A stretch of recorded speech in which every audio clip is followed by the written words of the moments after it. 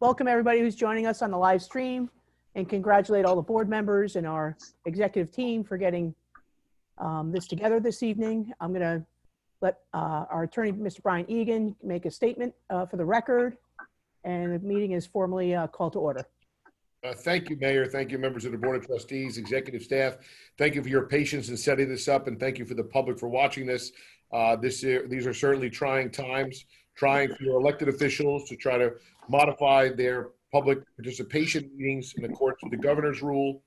The governor, in his first executive order 202.1, originally adopted on March 12, 2020, suspended portions of the public officers law, quote, to the extent necessary to permit any public body to meet and take such actions authorized by the law without permitting in public, in-person access to meetings and authorizing such meetings be held remotely by conference call or similar service, provided that the public has the ability to view or listen to such proceedings and that such proceedings are recorded and later transcribed. These proceedings are conducted in accordance with the governor's order. We would like nothing more to be in the village board meeting with all the elected officials and all of you during this meeting. But unfortunately, based on social distancing and even health needs, everyone has to be in their own separate locations. And as you can see by this setup, we all are. So with that, as the legal parameters of how this meeting is being called, I thank everyone for their patience, and I'll throw it back to the mayor. Thank you. Thank you, Brian. Lorraine, if you need that written statement later, Brian can certainly email that to you. Okay. So we start all our meetings with the Pledge of Allegiance. You guys don't have to get up because it gets all crazy on the screen, but I will hold up the flag and ask us to say the Pledge of Allegiance. So I pledge allegiance to the flag. To the flag of the United States of America. And to the republic. And to the republic for which it stands. One nation, under God, indivisible, with liberty and justice for all. And now we have a guest presentation this evening. One of our student representatives, Mr. Nick Rodriguez, is going to sing for us the Star Spangled Banner. Please stand for the United States National Anthem.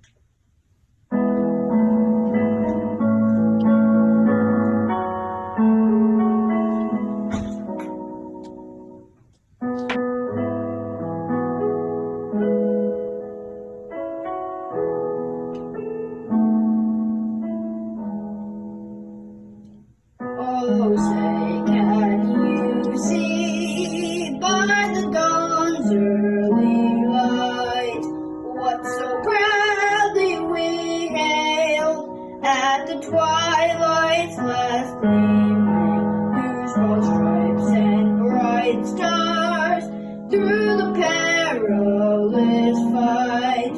Oh, the ramparts we watched were so gallantly streaming, and the rockets' red glare, the bombs bursting in air, gave proof through the night that our flag was still there. Oh, say does that star-spangled banner yet wave? Oh, the land of the free and the home of the brave. Whew. Play ball. Okay. So this is how we're going to run the meeting this evening. So we're going to have a presentation given by our treasurer, Denise Mordente. And as she's going through the presentation, the actual document will be on the screen for everybody to follow.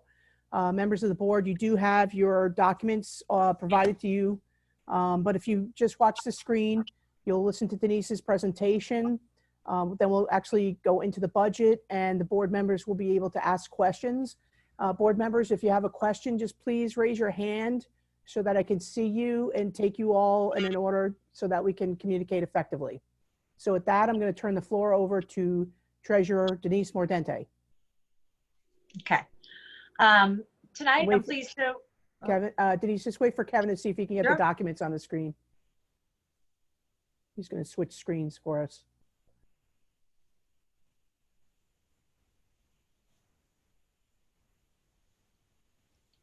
Kev, are you there?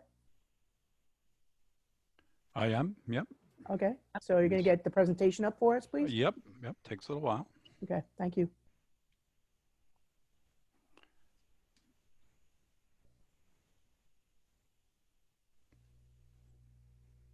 And it's coming right now. Great, thanks, Kevin. You're welcome. Okay, so Denise, you can actually tell Kevin when to kind of scroll through the next slide if you want as you're going through your materials. So Okay. obviously, cover page is fantastic. Ready? Yep. Okay. Tonight I'm pleased to present the 2020-21 Village of Port Jefferson budget. The budget is the result of the mayor, the board, and the department heads maintain the highest level of affordable municipal services while keeping the property taxes at a minimum. This is a difficult procedure because we're faced with the maintaining of our aging infrastructure. We also have to comply with numerous federal and state mandates, and now with the facing the unknown effects of the revenue for the COVID-19. So it was a challenge putting this together. The three primary goals that we do to make a budget: to provide the level of services to the residents should expect, to be frugal with all our spending, and plan beyond 1 year, which is our capital projects. So when we prepare the future needs without surprise, the sound fiscal policies has served the community well in the past, and we were able to keep our bond rating at a AA, which is an excellent rating. The state of New York requires the village to prepare and adopt balanced budget, which is a zero-based budget, which is the revenue has to equal the expenses. So between the surpluses and the anticipated revenues and the taxes have to cover all the expenses. The village has been faced with a lot of challenges: the rising cost of medical benefits, the New York State retirement increasing rates, and the minimum wage increase of $1 an hour. Also an increase in the full-time employees due to the union agreement, the collective bargaining agreement. We're happy to say that our debt service did decrease because we did a refinance during the year. So we went from a 3% interest to a 0.6% interest on our bond. And Denise, so, just to clarify, yeah, we're still on the first slide? Well, take a look at that, but on slide 6, Kevin, if you can go to 6. I just want to show the expenses quick.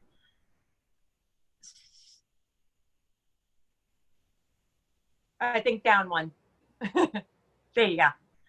So on slide 6, you can see the biggest expense is the contractual expenses, which is our material supplies, utilities, and the maintenance of the buildings, paving of the roads, just the sewer district, everything.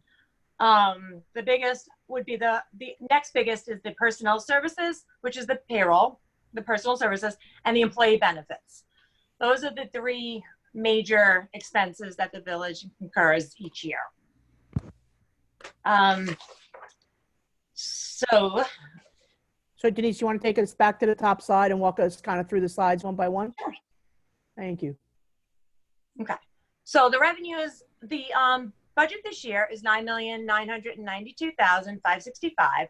Last year it was $10,310,869, which is a 3.19 decrease in the budget. The tax rate right now is at a 3.5% increase, which is an average of $42 a year for an average household, which is a $1,200 tax bill. We did lose LIPA. Our assessed valuation was decreased with their assessed valuation, that's their agreement that they had. It's a decrease of $111,000 in our revenue.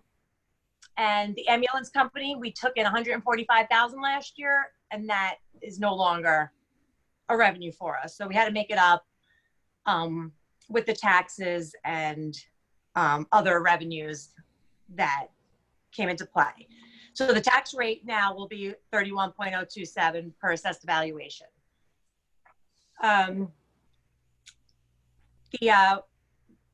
Slide 3, Kevin. Okay. The biggest source, as you can see, is the property taxes. That's where we get most of our revenue from.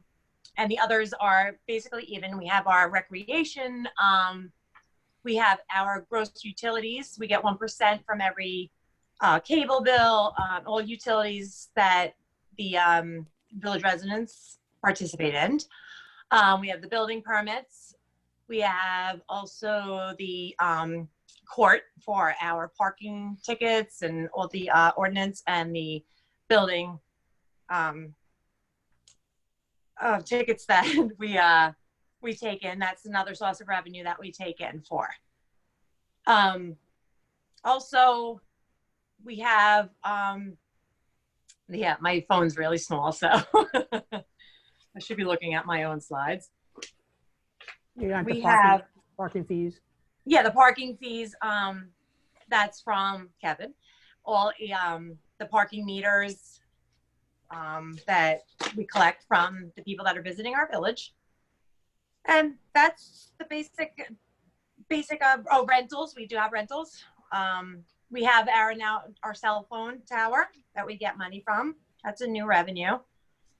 And our state aid, which is shared revenue from the state. We get $33,000 in that. Our mortgage tax, we get money through that. And our CHIPS program, Consolidated Highway Improvement Project, which is for our paving of our roads. So those are the revenues with the expenses that we have to appropriate for. Where the next slide is our capital projects that. I have a question, Denise. Sure. How did our mortgage tax compare to last year? It's actually higher than last year. Where we're at now, we're like $80,000 higher than last year. Thank you. You're welcome. So the capital projects is our future plan that the mayor and the board has put together. It's Denise, are you still on? Pardon me, Denise, are you still? We're looking at expense overview. Is that the right slide? Yeah, we went over that. It should be the last page, Kevin. It's all our projects. There you go. Oh, okay, and because we already reviewed this slide before, correct? Yes. Okay, just yes, we did all our expense increases and we did our revenue increases and decreases. Okay, and this is the slide shows the appropriation of where the monies go. Okay, and we're going to look at the actual budget in a minute. So, sure. Please, go ahead. Our capital projects are projects that we completed and that we're going to complete or start this fiscal year. The first projects we have completed or almost completed. We paved roads. We used $400,000. We get $260,000 from the state in paving. That's the CHIPS program that I mentioned before. The toast staircase, we've been working on that. Actually, the mayor and the board has saved money by using employees to actually do the work instead of hiring out, which saved us a lot of money. We actually purchased for the Barnum Avenue. So we're going to be making a parking lot over there.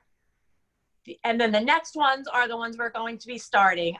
Either we're going to be getting grant revenue or budgeting for these projects or bonding these projects. Yeah, I can speak to those a little bit more. Go ahead. But, sure. Well, so Station Street, we did the drainage installation on Station Street using drainage money from the DPW budget.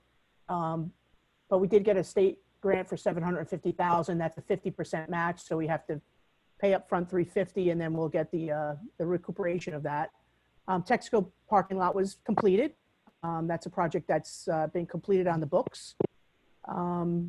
Highlands Boulevard is a project that the board will be taking action on probably within the next 2 or 3 months, depending on how that prices out. The DPW expansion, that is also a DASNY grant from Senator Laval. So we have finally floor plans and working drawings to go out for bid on that project.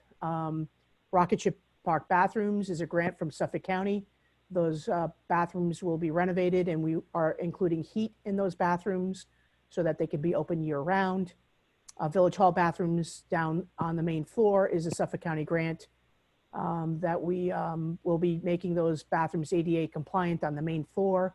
So those two bathroom renovation projects are matching projects. Usually we try and squeeze money from our operating budget and pour it into a capital account to try and, and do all of these capital projects while not, increasing the normal operating accounts. The Longfellow drainage improvement is an $80,000 project at this point in time to restore a major drainage culvert. And we're currently using money from the operating account and the DPW line for drainage.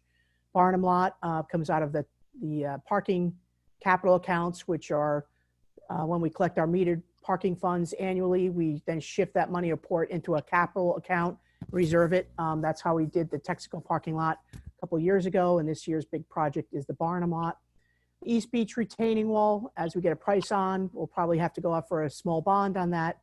And the digitization of our records, it's going to be a little over $200,000 to digitize all of the building department records and the clerk's records at Village Hall. And we're not quite sure how we're going to fund that. It's not part of this particular budget, but we're probably going to put that also in what's known as a bond anticipation note. So each year we've been, fortunate enough to have some revenue left over, let's just say each year, which we then shift into the capital accounts.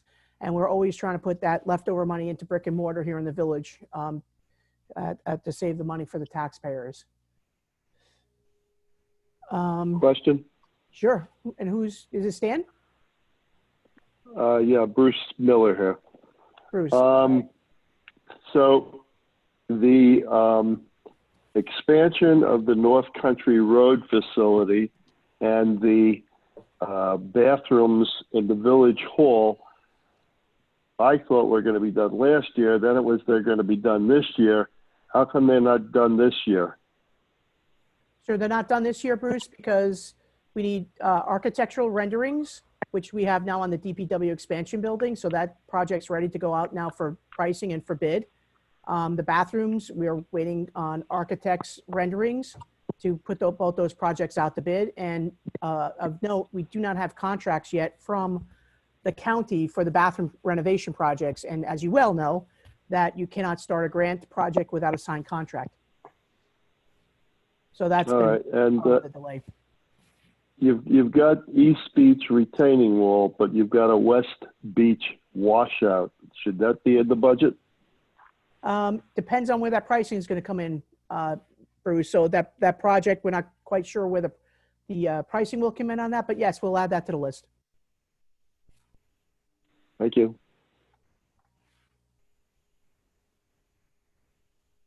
Do I have any other questions from board members?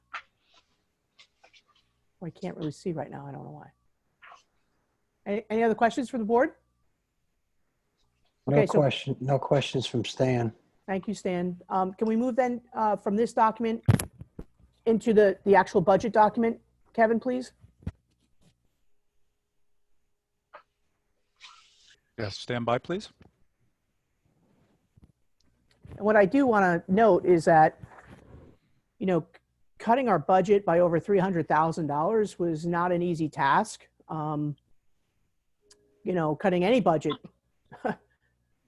is not an easy task, but in cutting that budget, we were effective in consolidating some of the departments. And I will mention, as we're going through the main budget, when we had a senior clerk typist retire, we promoted another clerk typist into that department, and we did not replace the clerk typist at the clerk's department. So we were trying to consolidate our staffing.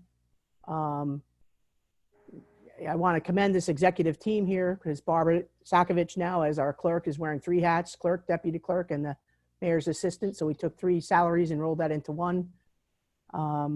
And we had some senior employees retire out of the DPW. And so we were able to report within from DPW and the park. So that was a way to save us some money in the budget. Denise, is that correct? Without cutting vital services.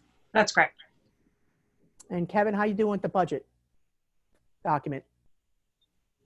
Kevin? Should be shared now. Do you see it? We do. Thank you. You're welcome. So if you scroll to the second page, Kevin, just want to, from just in a very big summary, you'll see the proposed budget of 9.92 is reduced from the last year's budget of 10.3. Important to note, last year we also took 190,000 of our unencumbered surplus to balance the budget. We are not doing that this year. That's kind of like creating a little bit of a false line, but we're using that money now to do our capital projects. So it left us with raising 6.4 million from the general public, and half of that comes from our LIPA plant. So it's about $50,000 more that we have to raise in general taxes through taxation. But because our LIPA assessment is frozen at a settlement, there's still $111,000 that we had to raise through taxation. So that basically, the assessed valuation shifts from the power plant to the shoulders of our residents. So we really had to raise 151,000 or so. And so that's why you're getting that tax rate of 31.027 or 3.5% increase versus last year, which was 29.978 or 3.3% increase. So can we slide down to just showing these are the major revenue lines. You can see from taxation, the overall tax that we then take from taxing the average household, 3.724, the top right-hand column. And then we have our settled tax amount from the LIPA power plant, that's the 2.677. And then you have a pilot payment on the peaker plant at the LIPA power plant, that's 275. And then we always have interest and penalties income that we anticipate. So from there, we go to the other revenue lines that we have typically. Slow down, Kevin, just slow down a little bit. You can see that there's very little increase, a slight decrease in concessions. Denise, can you tell us what the decrease in concessions is? That was the new contract for the country club. Oh, great. Okay, so that's the negative 9.23. And then if you scroll down to page 2, you'll see that there are increases in other areas. Interest earnings, thankfully, we've earned a little bit of our interest in rental of properties. That's the 2 cell towers that we brought in. One here for us in the general budget from the antenna that's on the top of the Village Hall building. And then we also have an additional antenna at the country club, but that's benefiting the country club budget. And Denise, the last item is the unclassified prior year insurance recoveries went up by 894. A little explanation. We didn't budget for that, right? So you just put a line in there, correct? Because we always get something. Yeah, we always have. As you can see in the prior, we've collected 21,000. Well, the first year was an insurance with 131. Right. But we always, Right. So putting $10,000 in our line is a prudent thing to do. Yes. Okay. So, and you can see mortgage tax, Bruce DeBramo, to answer your question, even though we're ahead of the game, we still budgeted as we did for last year. God knows what kind of mortgage tax we'll be pulling in for this quarter. But the market was very strong prior to this COVID-19. So you can see those are the ways that we collect revenue here in the village from taxation and some programs that have been very strong. Sorry, Bruce, are you asking a question? Bruce Miller or Bruce DeBramo? It looks like we're projecting the mortgage tax to be $370,000 rather than $350,000, right? That was the actual from 2019, the 370. No, it's Okay. budgeted at 350. So we're just being conservative because we don't know where the market's Oh, I going see. to. I Yes. gotcha. All right, thanks. No problem. So scroll down to expenses. And just very quickly, the best thing to do is you can go through on the right-hand side and see why there was a major change in expense side versus, just holding water. And the traffic violations, the personnel there, that was The court officers, correct me if I'm wrong, Denise, we're going to go back to 2 full-timers though, correct? Yes, and they're at a lower salary than our old senior clerk typist that retired.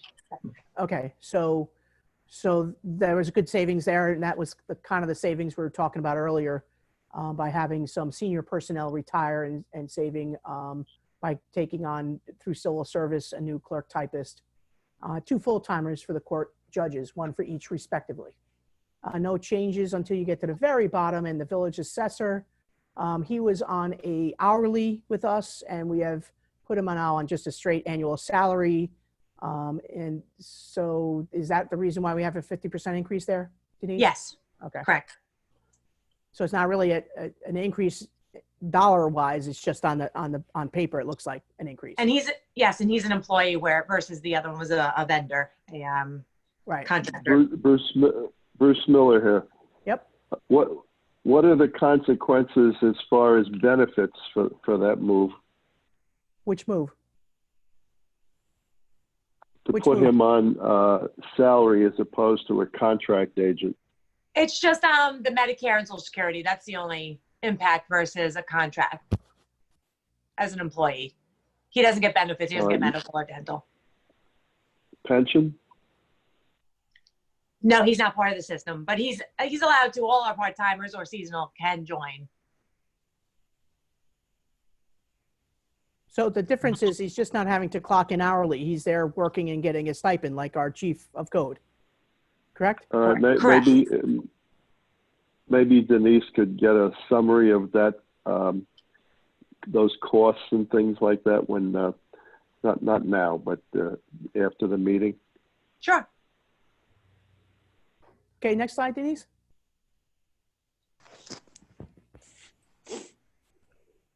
Village clerk personnel, no real overall change in the salaries. Village attorney, this line I want to clarify, we did bring on a full-time village prosecutor.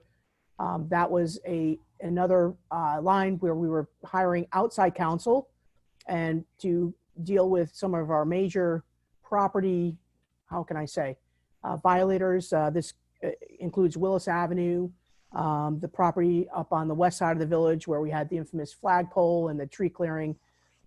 We have a lot of changes in the law with respect to how our cases are presented as of January 1. We were just not getting any real effect. And so we, as a board, collectively decided that this bringing on staff full-time will have more direction over this individual and the cases as we'd like to see them handled. And this should result in a income then on the court side when these cases come before us in our village court. Brian, would you like to add anything to that? No, I think you stated it all correctly, Mayor.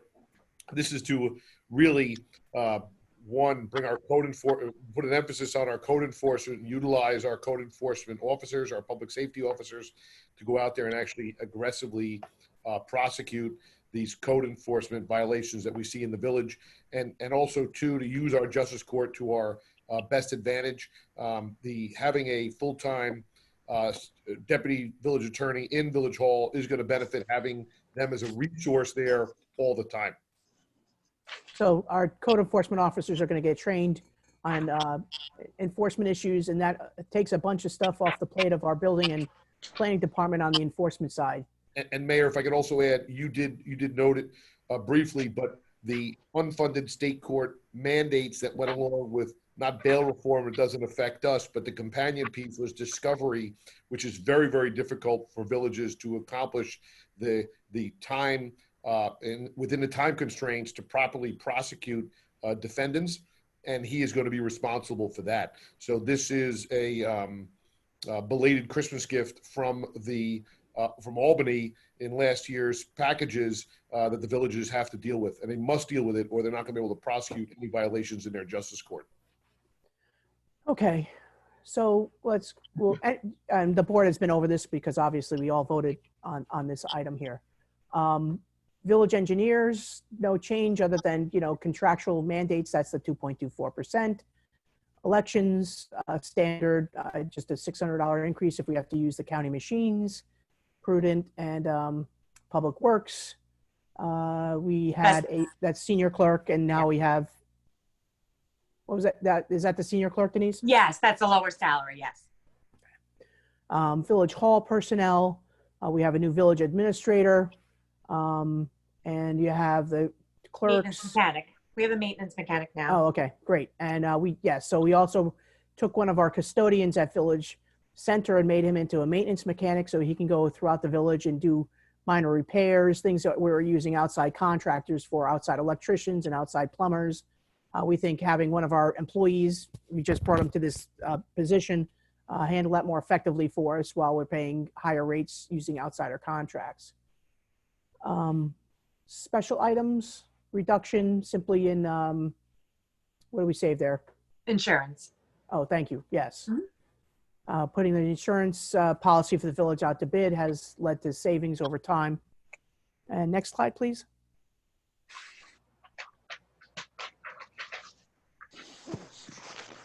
Code Enforcement Bureau, no real changes in the 435,000 figure you see there, that's the money that is set aside. We have upwards of 35 code officers who are all seasonal and part-time. So that is to keep minimally 5 officers, 2 during the day, 3 at night, 24/7 to protect the village. Equipment line didn't change, and contractual expenses, we brought that down. So the increase is really just in the chiefs and the clerk's contractual union raise, correct? Correct. Okay. Traffic control, no increases there.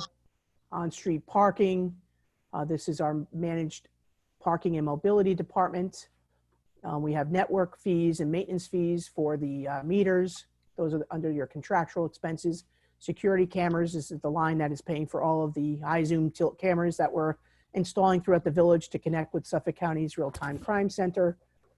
We have some jitney drivers and the kids who are helping us in the summertime as parking assistants, and personnel services is the salary for the individual who runs this entire department.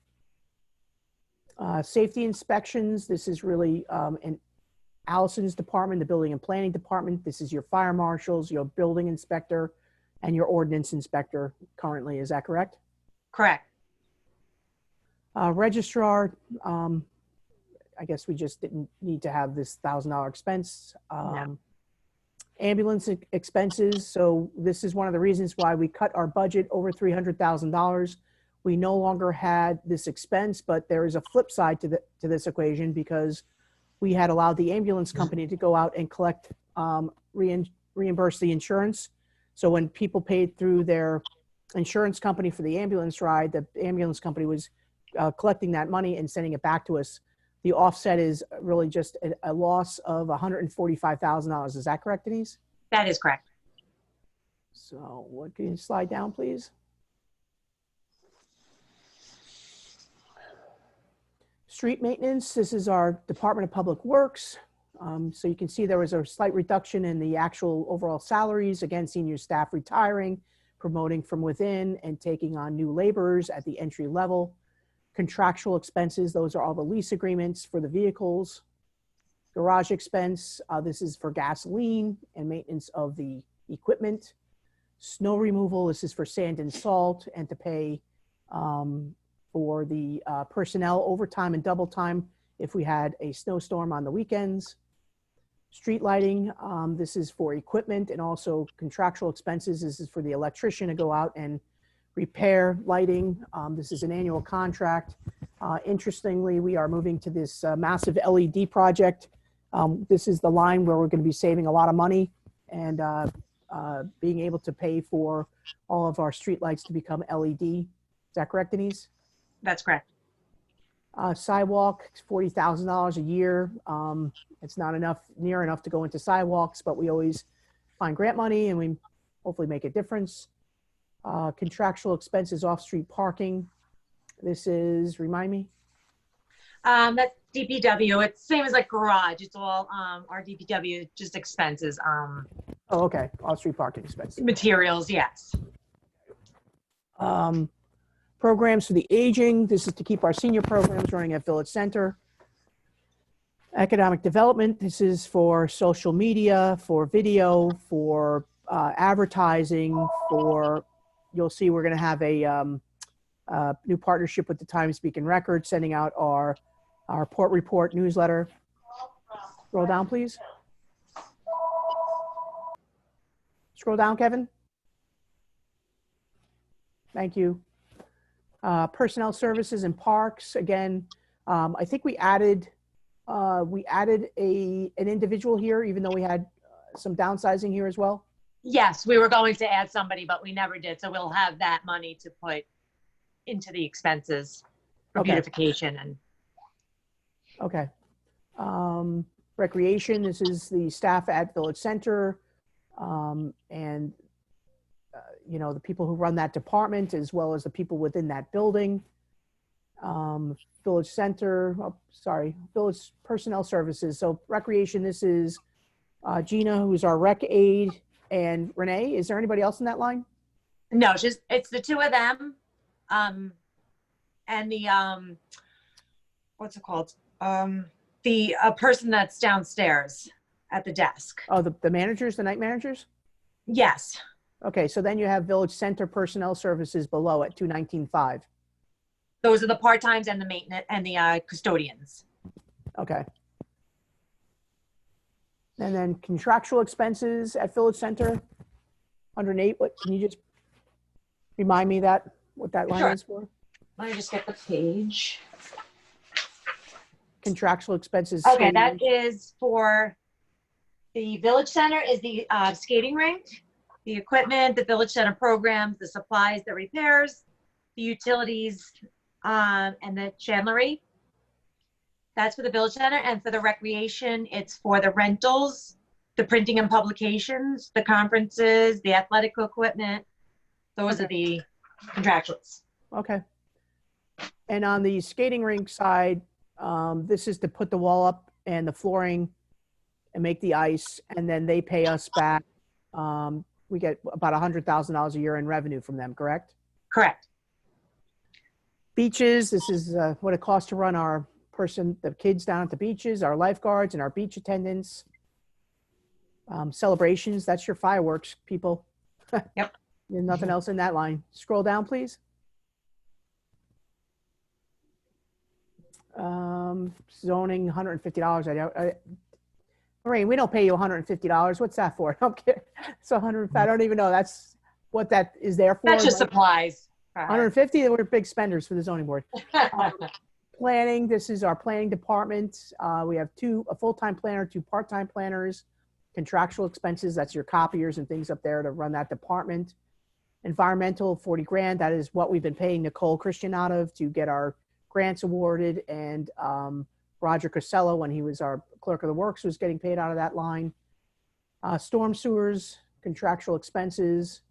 I think this is just there to repair storms, correct? Storm Yes. drains? The sewers, yes.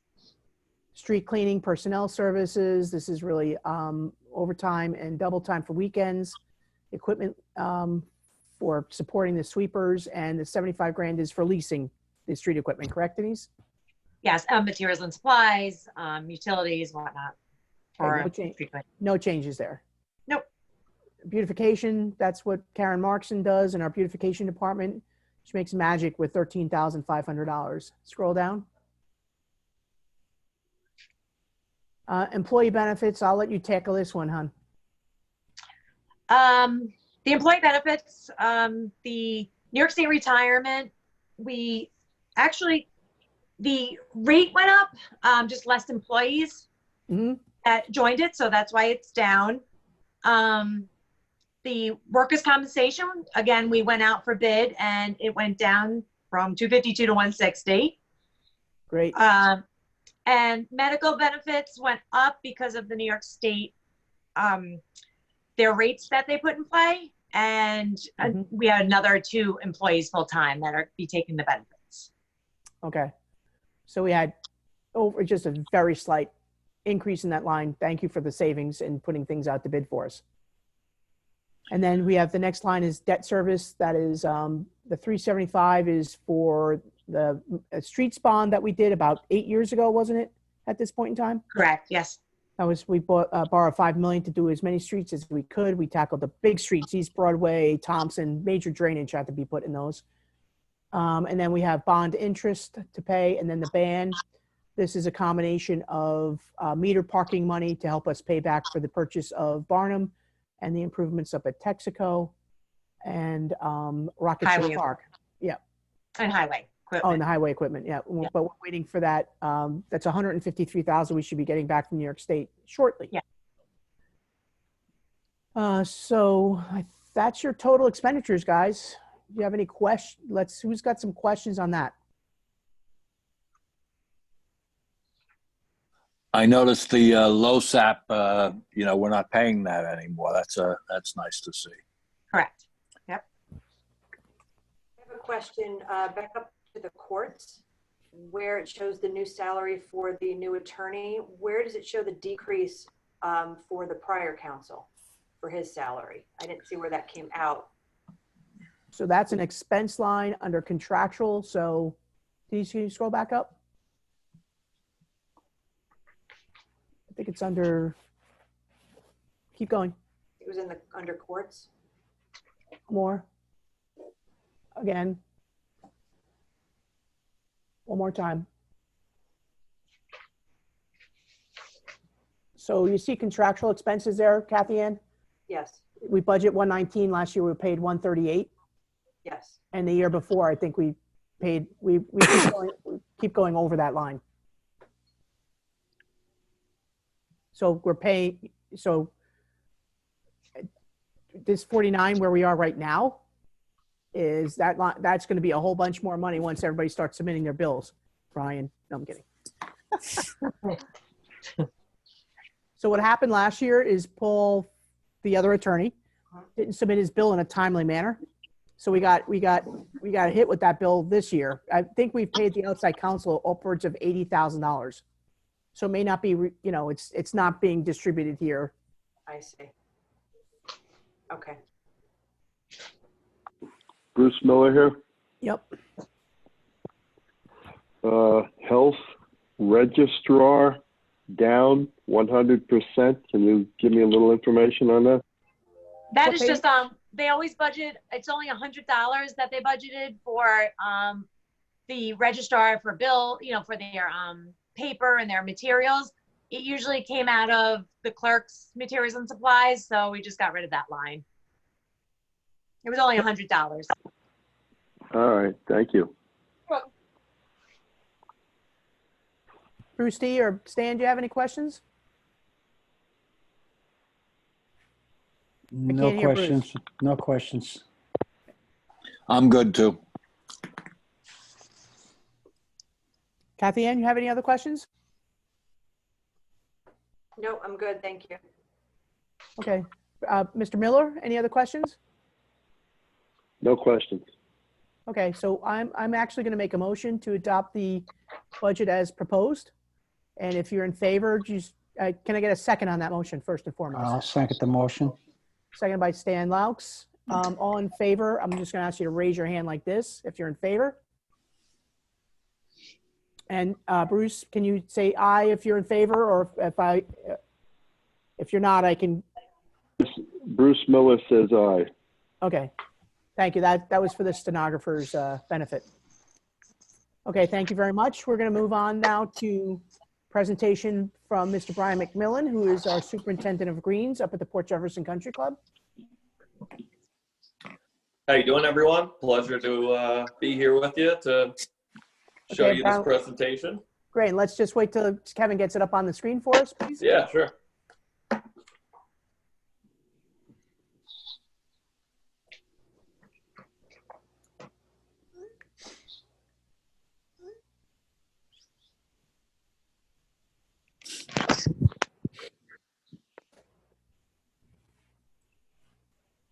Thank you, Kevin.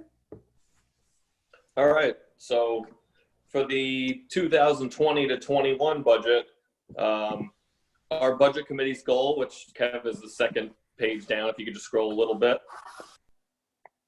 was to create a budget that can independently sustain the country club while maintaining the best possible experience for members at the lowest cost. So like the village budget, we are a zero-based balance. So the revenues and the expenditures got to be even itself out. And our goal is to remain solely member funded. So just memberships and cart fees and whatever revenue lines we can bring in will equal the expenditures. So at this point, we're moving the club into a little bit of a different chapter, a little more control over the club. And to do this correctly, we have reduced staff, reconfigured employees to operate more efficiently while lowering costs. So we've done that over the last couple of years. Unfortunately, these changes have not been enough as costs continue to rise in many expense categories as they do. This makes budgeting extremely difficult while continuing our programs, our member services, and the conditions that our membership has come to expect year in and year out, both on the golf course and at the tennis courts. So with these adjustments, the country club will be in a better position to provide its membership with a better product. The following slides will show areas where the costs are rising, revenues are decreasing, and where we can make changes that can help bring in additional revenue. So scroll down, Kev. So these are rising and added expenses that we're seeing up at the club. As Denise mentioned, for the whole village, we're also seeing the dollar minimum wage each year. The set union contract increases for any union employees we have up at the club. Yearly product increases, which is across the board, pesticides, fertilizer, scorecards, anything you name it, it goes up. This year we have taken control of the Golf Pro Shop. So we're adding in Pro Shop inventory into our expenditure line, which we'll look to make revenue as well, but that's a new expense on that side. We have some upgraded roles for employees, which I just summarized to try to streamline and be more efficient. Equipment goes up. Normal administrative costs, such as the benefits that Denise mentioned for the main village budget. Infrastructure repairs, and as always, the increased member expectations. People want a better product, faster greens, more staff meeting them at the car each and every year. So we're trying to stay at or exceed those expectations. So you can move down, Kev. So over the years, we see some lower revenues. Our member retention, some people are aging out, some people move away, less members overall for a myriad of reasons. We've seen fewer golf outings and overall smaller numbered golf outings. And at our course, we have seen an increased number of walkers versus our riders, which produces zero revenue to a lot of one of our main revenue line items for our riders. Down a little, Kev. So we do have some new revenue projections that we already have settled in. We have some shared lesson revenue with the head and assistant golf pro. We have the new revenues, as I mentioned, from the pro shop retail sales. Earlier, the board approved, after the CCMAC brought this to them, our new updated outing contract. So a higher cost per player if you're bringing one of those smaller outings in, where we're going to keep our larger outings at a reduced rate compared to some other clubs and keep them on site. And then we're taking over the bag storage on the golf course end. So that's $200 per bag, approximately $8,000 a year comes in that. And I think there's room to expand to build some more areas to house some bags and the push carts. Down, Kev. So as a budget committee, which included Trustee Louts, Lisa Perry from the CCMAC, Denise, who's obviously knows her budget from that presentation, and then Michelle Ferrante, the deputy treasurer, who I've worked directly with for the past 10 years on the maintenance side of things. We met and went through a bunch of options So we think in order to remain sustainable as a club, we need to find a minimum of $110,000 in additional new revenue. This is on top of the new lines that I just mentioned. The following slide will present the changes the Country Club Budget Committee have agreed upon to present to you, the board, to keep the club sustainable. It is important to note, most of these changes are not new to the golf or tennis industry and have been taking place and implemented at surrounding clubs, some much more aggressively. For example, you'll see what I'm speaking of, but some clubs have introduced 100% mandatory carts. So you cannot walk the course. So you will be paying the cart fee each and every time you arrive. Some have let you walk, but you're still going to pay that cart fee. I think if we double the impact of what I'm about to show you, we would still be the best valued club on the island. And without these changes, I think it would be, we as a budget committee thinks it would be very difficult to continue operating without monetary assistance or making serious cuts to programs, services, or personnel. And as I mentioned, the past couple of years, we have been making cuts to the budget that, in our opinion, is not an option. We need to look at the revenue side, which will be the next slide. If you could slide on down, Kev. So, and just to that point, Brian, when you first started, you had 13 you had 13 maintenance workers with you. You're down to 8. Correct. So that's pretty much across the board, whether it's the pro shop staff or maintenance workers that we used to have down at the tennis courts, cart guys. We used to have a ranger or a starter. We don't have them. We want to fill that position, like I said, to take control of the club and really, I think, produce more revenue because we would have that control. So this page shows our proposed revenue gap fillers. The first option out of all of these was the $5 walking fee. We do approximately 14,000 rounds in walking. If we were to implement this, we would take away the mandatory carts during the summer months. So it would allow everyone to walk when they did want to walk. So we're giving something back as a positive for those walkers. And this $5 walking fee during the process, we realized will give us a better accounting of who's on the golf course, when they check in, and really monitor the property. That's going to bring us in.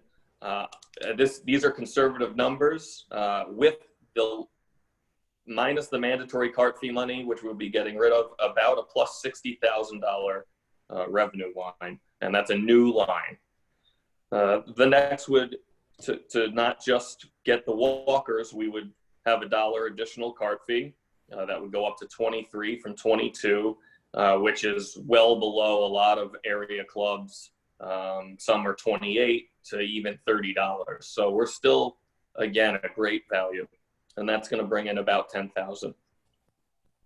We would look to add $50 to the 6 round pass, currently at $275, go up to $325.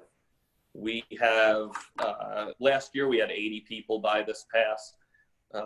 We would look, this is more of an introductory for a resident to come up to the club, get a couple rounds in, and then we would like to get these people to join as full members to push that revenue.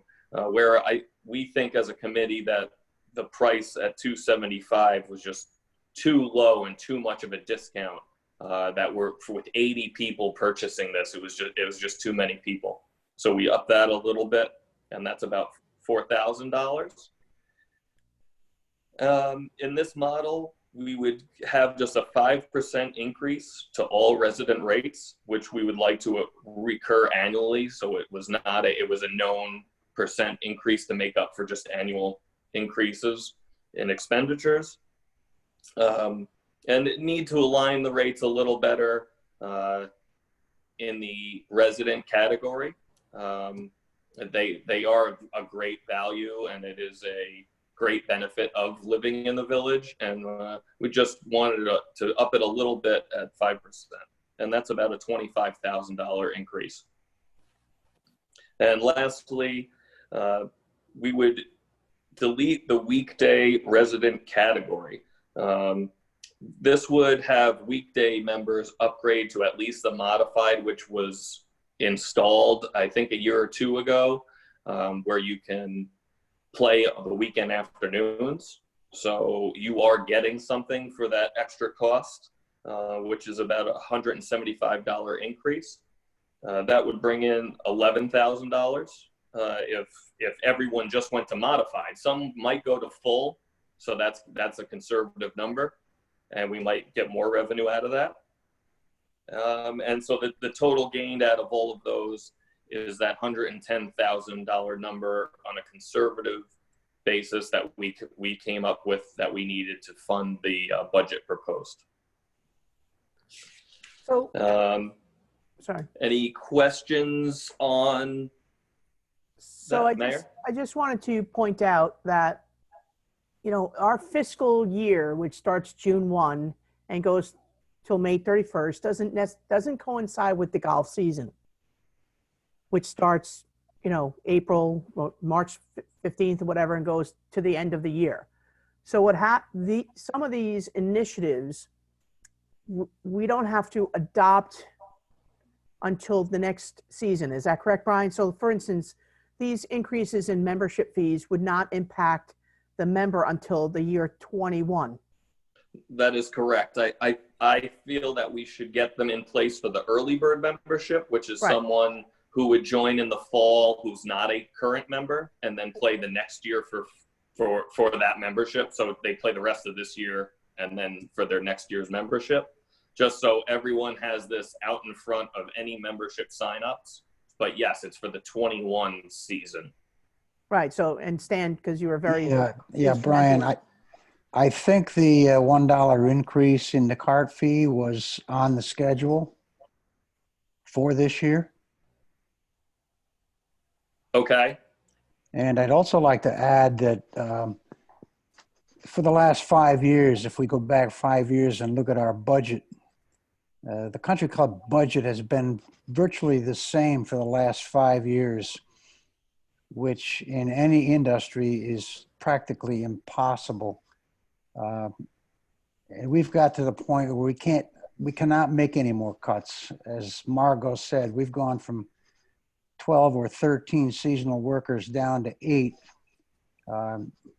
We've cut to the bone, and we need to increase, and we think that this is the best way to do it. Right. So, but to that point though, Stan, I'm just saying to the board, for our purposes in adopting the budget. So if this budget, because it overlaps this season and into next season, if we do not adopt one or two of these items, we'll have to make further cuts. No question about it, but Right. I don't, it's, Or if we adopt the budget and all of these proposed items, then we don't have to do this again at a board meeting in the next 3 or 4 months in preparation for the early bird and advertising next year's, you know, fees and et cetera. correct. Okay. So with that, I'd like to open up any questions to other board members, please. Or Brian, did you have a question? Brian Egan? Oh, okay. No. Bruce? I just have a comment, and you know, I think the committee worked very hard to put these things together. I think it's pretty reasonable, and you know, I'm in favor of each of these. Now, Bruce, can I ask you a question? You're a walker, correct? Right. A Yes. member and a walker. So I was curious when in reviewing this, the $5 walking fee without the requirement of taking a cart, because I know that was something else that we looked at, you know, expanding that mandatory cart fee. Right.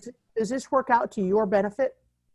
You know, I'd have to calculate it, and yeah, I'll let you know because we were, you know, I generally don't play on weekends unless there's a tournament or something. So, but every Friday I was paying for a cart, even though I wanted to walk. And Right.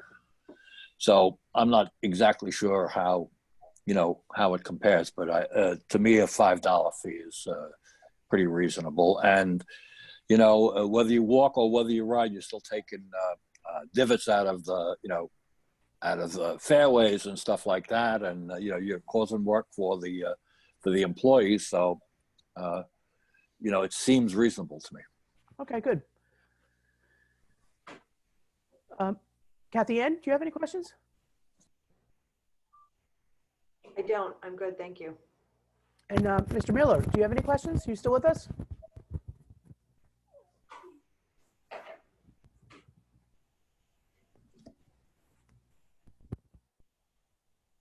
Bruce, did we lose Mr. Miller? Okay, we may have lost him. He was only on audio.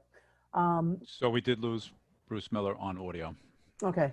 Oh, I'm letting him in now. 1 second, then you can ask him. Okay. Here he is. Bruce, how are you? Are you in?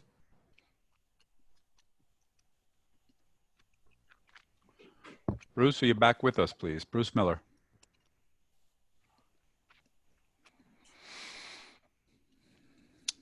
I see Okay. these. Okay. Well, I'm nevertheless going to make a motion to adopt the budget as presented with all of the recommendations by Superintendent McMillan and from the Budget Committee. Do I have a second to that motion? I'll second that motion. For discussion only, Stan, has the CCMAC seen this, or do we need to say subject to the CCMAC's input? The CCMAC has, in its entirety, has not seen this. Lauren Shepro has seen the budget. However, she saw the 9 items rather than the 5 items. Okay. So I'm going to modify my motion. Motion to approve the budget as presented by Superintendent McMillan, subject to the input of the CCMAC. Yes. Can you second that motion? Yes, I will. All in favor? Okay, great. And I guess we have to say Bruce Miller is in absentia on this one. And Brian Egan, point of order. Yep, that's fine. No, I appreciate that. Again, I appreciate everyone's patience with this process. Again, like I said at the top of the meeting, we'd all prefer to be in Village Hall together and have all the normal interaction of a old New England town meeting that we're all very much used to. But unfortunately, based on, public health concerns and the governor's order to suspend the public officers law, this is the new reality we find ourselves in, just at least at this time. And just for the public's benefit, our next meeting is on April 6th. Mr. Kevin Wood, is it good to say that this is a platform that we are comfortable with? Yeah, it went really smoothly for the first time. Absolutely. Okay. So we will post our link and make our meeting available for others to view. We'll only have our agenda up, and I guess this is the way that we're going to keep going for at least the month of April, if not longer. And thank you, Lorraine, for being online with us, and Denise and Brian, thank you for your hard work as our department heads, and Joe and Barbara, thank you for everything you've done over the last couple of weeks. It's been a bit interesting. Brian, always thank you for your guidance, and thank you, board members, for checking in tonight. And the public, thank you so much. Kevin? I move we close the meeting. Kevin's a rock and roll star. Well, Thank second you. that motion at 8:13 p.m. Thank you. Great. Have a good night. Good night. Good night. Right. Blood's out.